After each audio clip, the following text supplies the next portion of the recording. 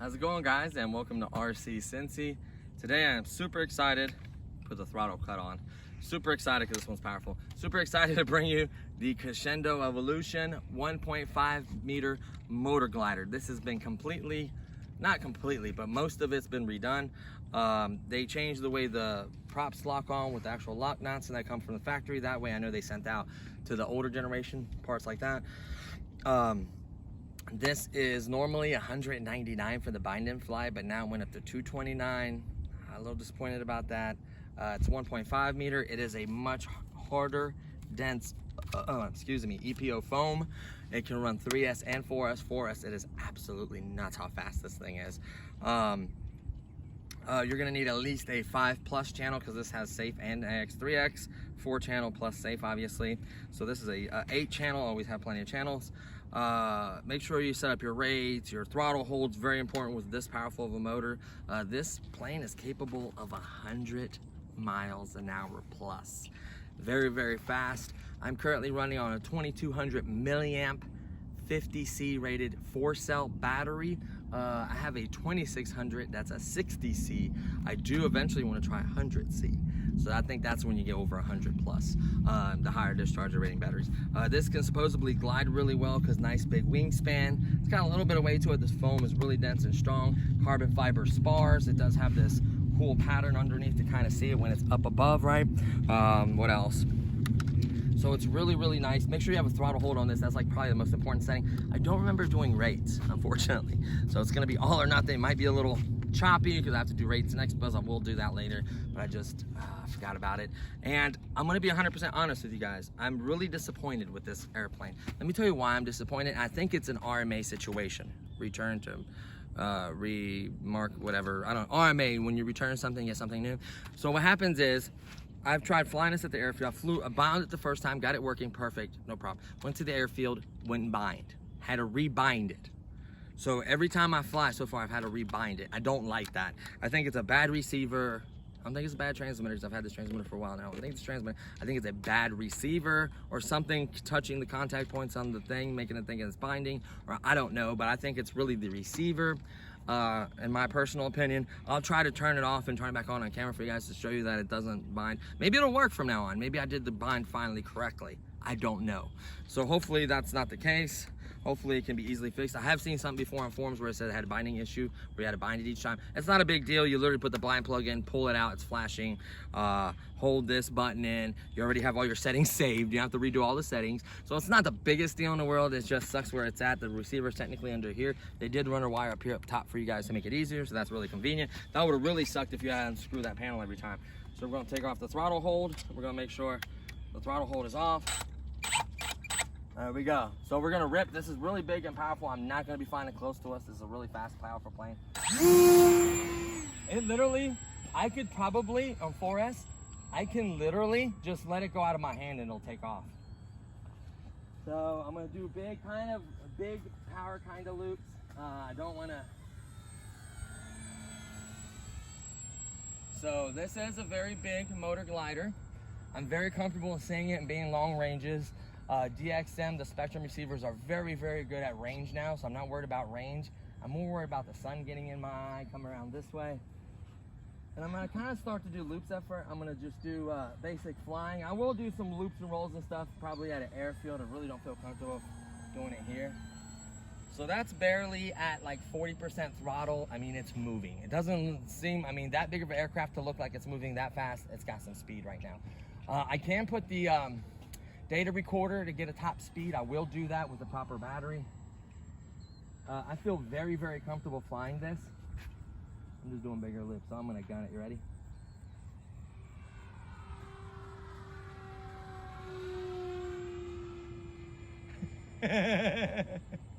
It's gone. It doesn't seem that it goes that fast, but trust me. This thing is wicked, right? So I'm not gonna fly too long. I do have a timer pre-set up. I think it was a 4 or 5 minute timer. Obviously, if you thermal and all that good stuff, you can get crazier flights. Like you could literally gun it and then just stop the throttle. And there's no throttle right now. It is 100% gliding right now. Now this is a little bit heavier. It's not gonna float as much as that one. You wanna always angle it down, get some speed. I have not given it throttle yet. Now I'm back in the throttle. So it's very, very easy to glide with this. Is the sun really affecting the camera? No. Perfect. So it's very easy to fly, even safer if you turn the safe on. It's extremely easy to fly. It's very smooth because of the 3X. I like all its features. If it gets in the sun in your eye and you're gliding up top, you don't show your orientation, flip that safe switch on just to get you out of a hairy situation. I mean, this thing is a beast. I mean, the power of this thing, the speed. Really, this is probably as small of a field as I would go with this, just because you can gun it, and in a matter of seconds, the field is gone. You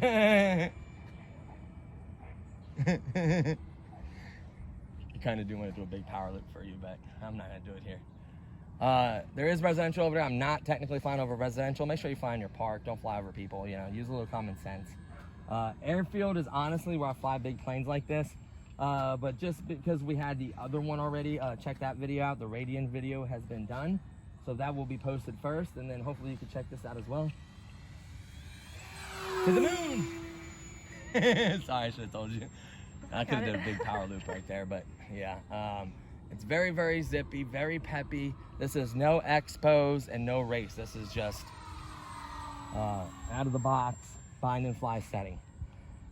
It does need expo and it does need rates to do smoother flying, especially gliding. You want to be very, very smooth up there. Here, I'm going to take it up a little bit. You can see those black lines really, really well. Now I see why we installed those, because before I was flying at the airfield and I had it up, hold on, let me turn it this way. And there was clouds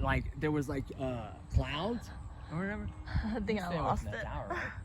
So now we're going to kill it. And then we're going to do kind of a circle. We're just gliding right now. This is no power. And may thermal? I don't know. I mean, I'm not sure the principles of thermal has to be warm, or if it's the colder at the bottom and higher up and it lifts and it creates lift. Comment below if you know more about thermals. But I have not yet used the throttle, honey. Now I could have been a lot more efficient with the turns and everything and kept it up there higher, but I just wanted to show you real quick. I don't want to be up there too long. Still no power. Finally power. This thing is absolutely stunning and incredible. I love this plane. I'm probably never going to get rid of this one just because there's not a Motorglider like this. The frame is so strong. The power is absolutely redonkulous. Like, it hasn't even maxed out the speed. When I was showing you guys the top speed, like, this is not a very big field. And honestly, it could have gone faster. And this battery hasn't been charged in a while. It was at 96, 95%. And it wasn't the best battery I had. So to be honest with you, this has a lot more in it. This is just not the place to show you that, right? So it's just flying so smooth, very easy to learn. I would not get this as a first plane. Probably a second or if you had a trainer, and this would be a good second plane, not a first. Motorglider, get something smaller, easier, because this just has so much power. If it didn't have so much power, it'd be easier to recommend, but this just has so much power. What makes it, I think, a second plane is the AX, 3X technology and safe. Can get you out of hairy situations. We're about to hit our timer, honey. Okay. Gonna land. Okay, in a second. Look at that, it's still climbing, accelerating. Like, I haven't even been able to hit its top speed yet. So it's very, very peppy.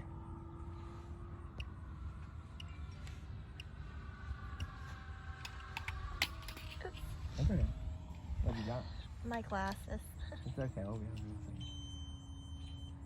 So this one is gonna need an approach and angle. I'm definitely not catching this one. Technically, you could catch it by the nose if it slows down enough, but this has weight to it. Remember that. You got that big 4-cell, not big, but you have a 4-cell battery in there. you know, you have some weight to it. So you want to be careful, right? So what we're gonna do is we're gonna land toward this, okay?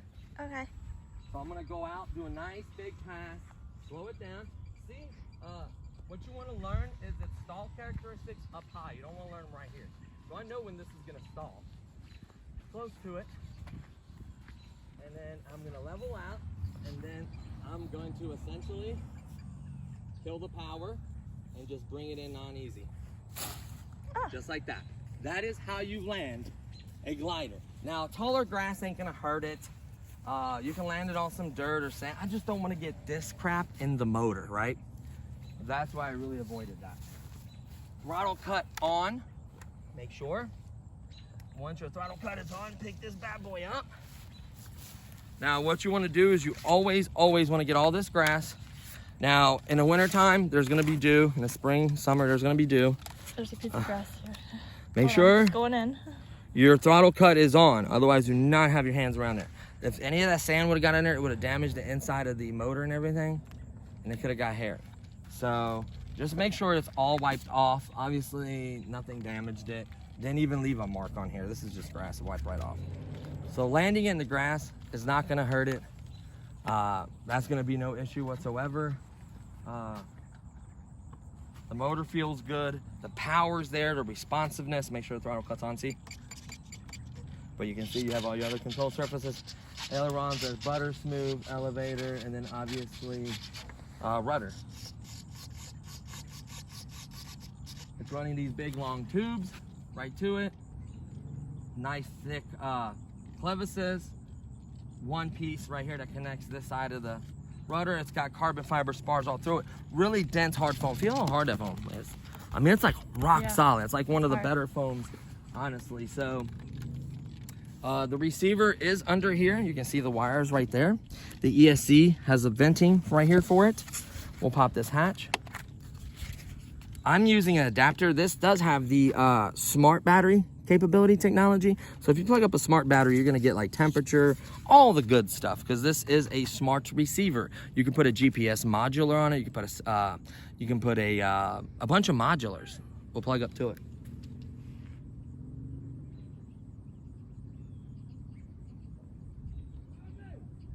He's yelling for you. Sorry about that. So there was a gentleman yelling for his dog. I thought he said my name at first, but he didn't. So that's why I was walking over there. So you can see this is the, unplug this. This is the EC3 smart connector for the smart batteries.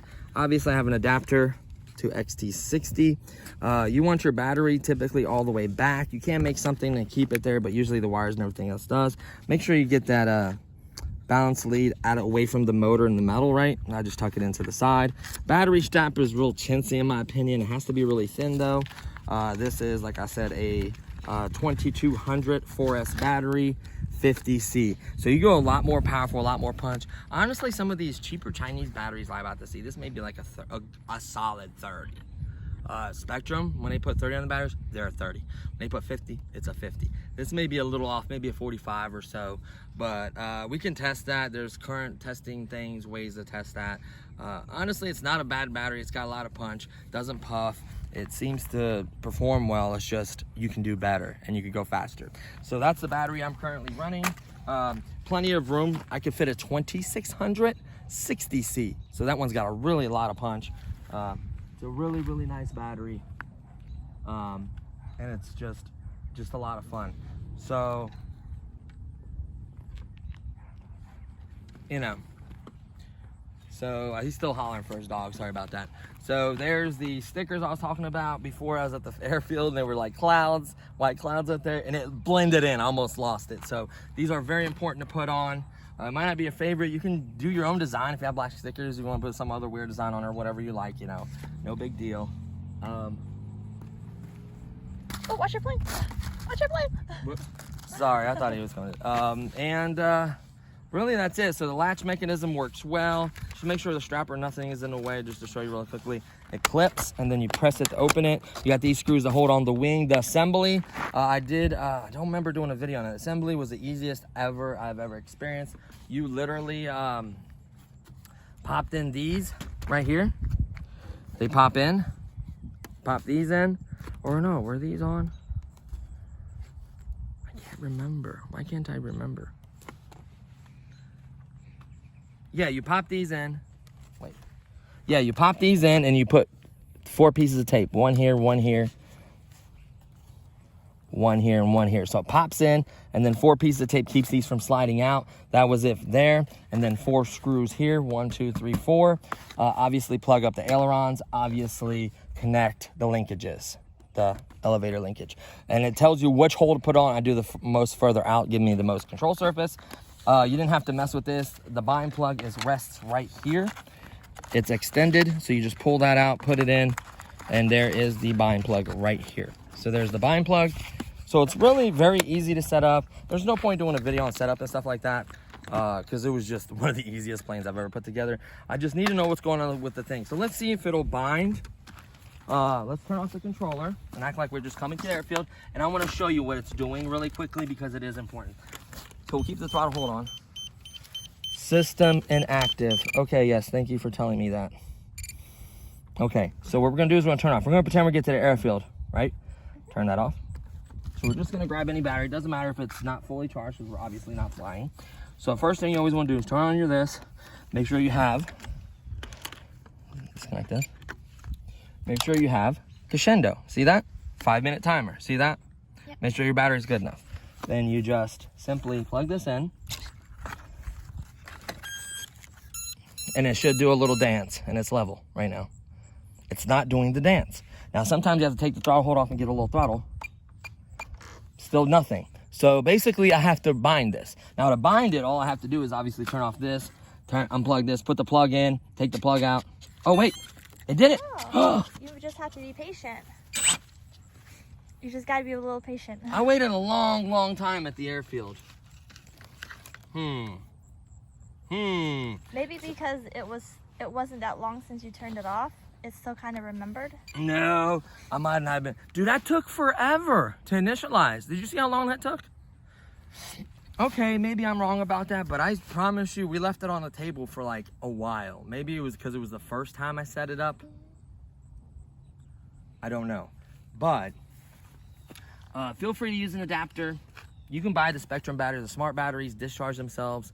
The new ones, the G2s or whatever, discharge themselves, you know, great high capacity, great performance. I am looking into buying them only for my jets because my jet batteries only last about 2 years or so, 1.5 years typically, and you can start to see that sag a lot more. So I'm thinking about getting Spectrum batteries to review with the Spectrum charger next year for spring. I know it'll be an investment, but they'll last a lot longer, they'll maintain themselves, and they'll give me more punch for my jets. So we are gonna look at the switching to smart batteries. It's just a gradual process. Don't throw your old batteries away. Fly these until you possibly cannot no more. Don't waste them.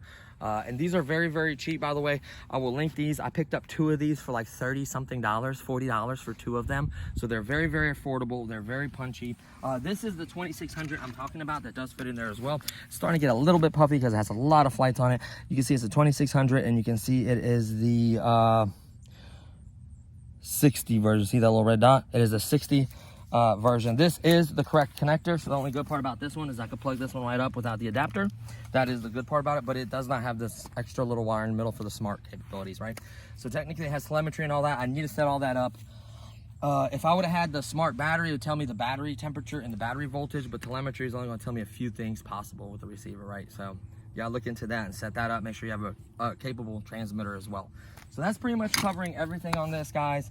I'll tell you what, this thing is absolutely incredible. I know you saw that smaller one, but this thing I feel like has the feel of a hobby grade, really powerful airplane that is fast, nimble, loops, rolls, knife edge, anything cool you can do with this. You can't do some crazy 3D, you know, twists and stuff, but like if it can knife edge and if it can loop and roll and it can fly that fast and that agile in this amount of space, then it's incredible. It sold me.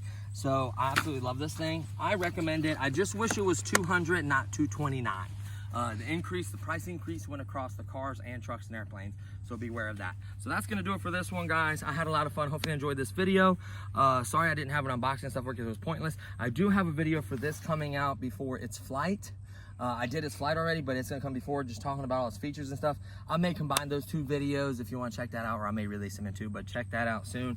And we're almost at 10,000. We're this close, guys. We're almost there. Let's get there. I do want to plan something big for us. We just don't know what yet. We got a lot going on. Hopefully we could achieve that by January 4th, which is the 4-year anniversary of the channel. We're gonna have close to 3 million views and over 10,000 subscribers. I believe in it. That's gonna be amazing. So thank you so much for all your guys' love and support. I am jumping back into the streaming thing where I check out people's streams and stop by and hang out with you guys. I know that's where my humble origin started. Mr. Crowley streams, Drone Philly, Drone Life, and a couple other ones. There was only like 10, 20 people in there. We'd always subscribe to each other and support each other, promote each other's channel. And I start out from humble beginnings. I don't forget you guys. I did stop on Philly